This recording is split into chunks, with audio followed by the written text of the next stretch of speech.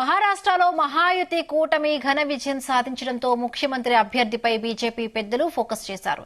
ఇవాళ అన్ని పార్టీల శాసనసభ పక్ష సమావేశాలు జరుగుతూ ఉన్నాయి. పార్టీల నేతలు శాసనసభ పక్ష నేతలను ఎన్నుకోనున్నారు. ముంబై దేవగిరి బంగ్లాలో అజిత్ పవార్ వర్గం సమావేశం కానుంది. తాజ్ హోటల్లో షిండే వర్గం సమావేశం జరగనుంది. మహారాష్ట్రలో బీజేపీ నేతృత్వంలోని మహాయుతికి కూటమికి ఓటర్లు పట్టం కట్టారు. దేశంలో అత్యధిక జనాభా కలిగిన రెండవ రాష్ట్రం మహారాష్ట్రలో మహాయుతి కూటమి మ్యాజిక్ ఫిగర్ 145ను దాటి 235 చోట్ల జయకేతనం ఎగురవేసింది. 149 నియోజకవర్గాల్లో పోటీ చేసిన బీజేపీ ఏకంగా 90% సక్సెస్ రేటుతో ఏకంగా 132 సీట్లు కైవసం చేసుకుంది. కాంగ్రెస్ నేతృత్వంలోని మహావికాస్ అఘాడీలో ఏ పార్టీ కూడా ప్రతిపక్ష హోదాకు సరిపోయే సీట్లను సాధించలేకపోయింది.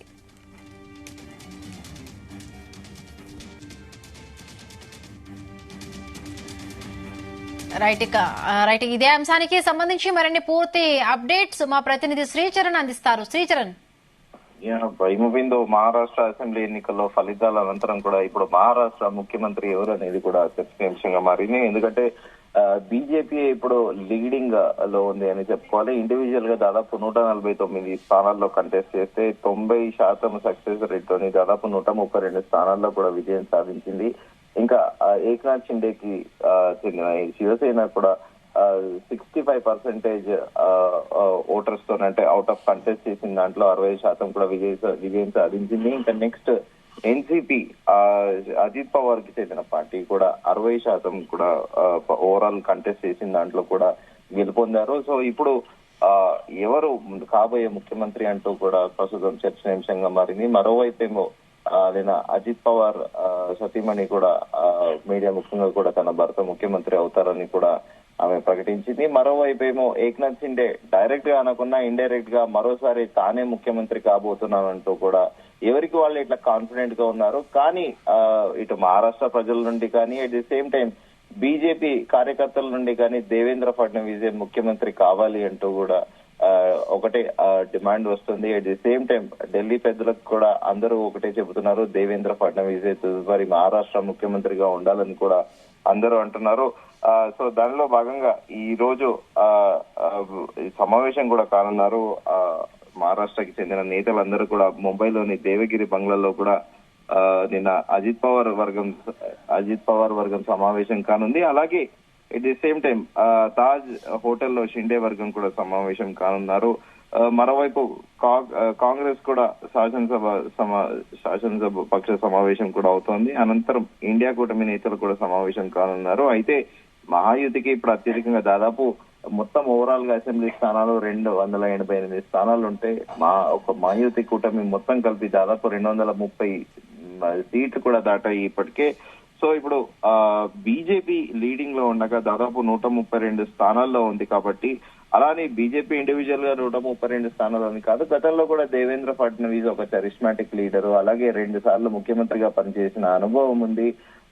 అలాగే ఒక యంగ్ డైనమిక్ పాలిటీషియన్ గా కూడా పేరొందారు. ఎట్ ది సేమ్ టైమ్ ఒక నేషనల్ హెరాల్డ్ అనే పత్రిక కేసులో, అది సోనియా గాంధీ కుటుంబానికి చెందిన కేసులో మొట్టమొదటిసారిగా భారతదేశంలో ఎన్ని రాష్ట్రాల ముఖ్యమంత్రులు ఉన్నా కూడా ఏ రాష్ట్ర ముఖ్యమంత్రి కూడా సాహసం చేయని విధంగా అక్కడ ముంబైలో నేషనల్ హెరాల్డ్ పత్రికకి చెందిన ఆ భవనాల పైన కూడా దేవేంద్ర ఫడ్నవీస్ ముఖ్యమంత్రిగా ఉన్నప్పుడు యాక్షన్ తీసుకోవాల్సిందిగా, దీనిపైన పూర్తి స్థాయిలో ఇన్వెస్టిగేషన్ చేయాల్సిందిగా కూడా ఆదేశించారు. అప్పట్లో దేవేంద్ర ఫడ్నవీస్ పేరు దేశవ్యాప్తంగా కూడా మారుమోగింది. ఎందుకంటే అప్పుడు ఆయన రాష్ట్రం దేవేంద్ర ఫడ్నవీస్ మహారాష్ట్ర ముఖ్యమంత్రిగా మాత్రమే సుపరిచితము.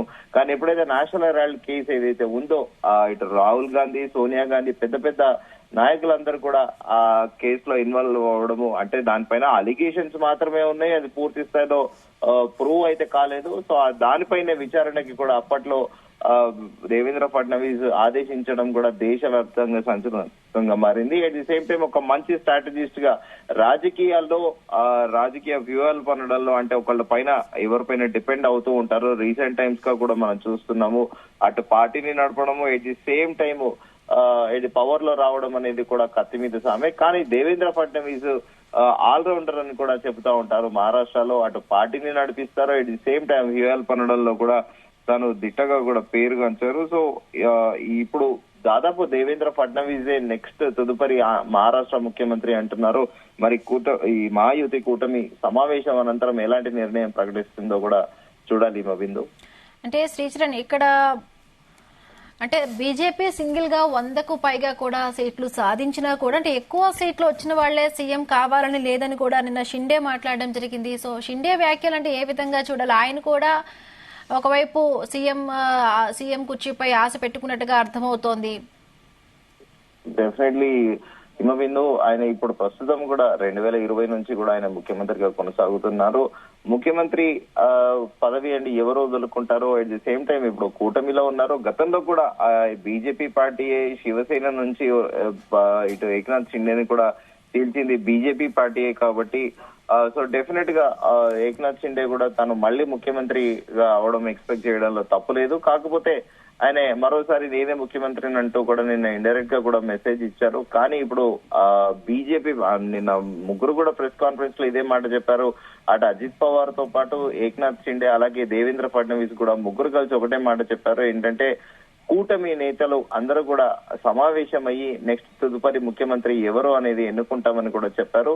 కానీ దేవేంద్ర ఫడ్నవీస్ వైపే ఎక్కువగా అందరూ మొగ్గు చూపుతున్నారు అనేది కూడా ప్రస్తుతం అందుతున్న సమాచారము. మహారాష్ట్ర ఎన్నికల ఫలితాలు వెల్లడించిన తర్వాత 72 గంటల లోపల కొత్త ప్రభుత్వం అనేది ఏర్పాటు చేయాలి. సో ఈ రోజు సాయంత్రం కల్లా ఒక కీలక అప్డేట్ వచ్చే అవకాశం ఉందేమో బిందు.